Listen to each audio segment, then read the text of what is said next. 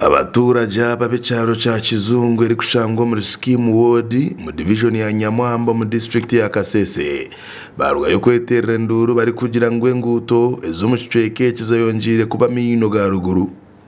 Tinka Simire Luka ubuni chairman Rosiwa na bwa Kizungu yashobororoka ngo uteza atandikire kucumba gizohereza na munonga bebyo bushubuzi abari kubyiho mu misiri yabo okubira byo mucweka nico kimwe echa mubuku. Nguto zaitu zikuja Kizungu sel zona zikasisikara zetagamu zakalivati nokolemebwa nuko zisemere abantu basokola ba mukurungi.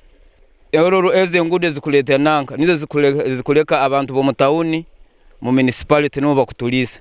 So sazino it is impossible no sanga abantu bagwiremo abandi bahimbire ebyo kulya hamuto mbabanza kora babera byano ahantu ahabi. Abaturage abane bagira ngo tikizibu cenkuto conka bitu hariho n'ekindi kizibu ecamizi kwijururana gatiyuga karenge mihanda na munonga gari kuba gari ku rugo muri mubuku irrigation scheme.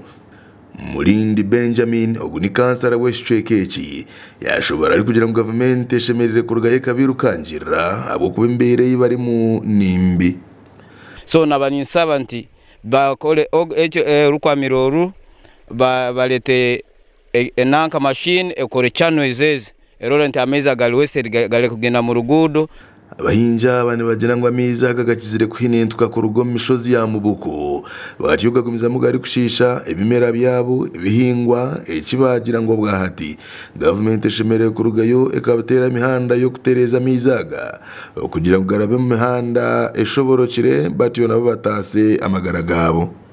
Njyewe nisaba ubuyambi batuyambe nisaba government ubuyambi batuyambe turi kubi munonga kandi turi kubi inzara iki tutunaho gusakira inzara turi kubi munonga nitugenda mu misiri abwamizi tukateka ifuka hasi ngurime amaetse matuterire twamabona amaetse mingirano mu manyumba twamabula cyerikole cyerihikako turi hano tukarira na kiriro kinene amanyumba atuka kayatera.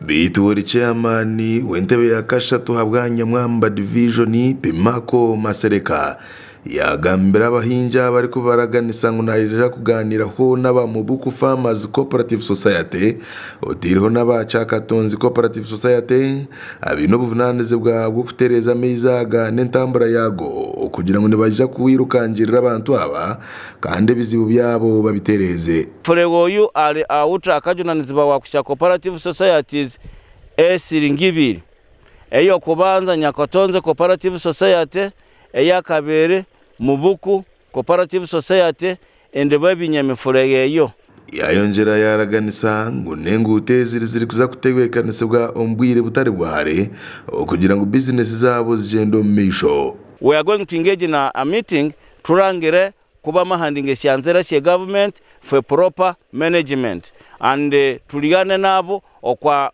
tukende bya tukarabanga nako which responsibilities for a cooperative and which responsibility is for the local government. That's Nyamwamba division. Mubuku irrigation scheme yatandikira mwaka 2056 no kwisobwa hati ni project ya government yatandikirwe kureba ngo haguma hebyo kurya na munonga abahinji baguma bari kuhinga no bukirabe ngo embera yo bwiro muri Kasese ekaba etangu inangwa nakace bitu nobwa hati egumirira kuyamba abantu no bukirabe ngo abandi bagira ngo harimo enshonganche ezigumire ziri kubateganisa. Gashakwa Mate Isaac, Kasese.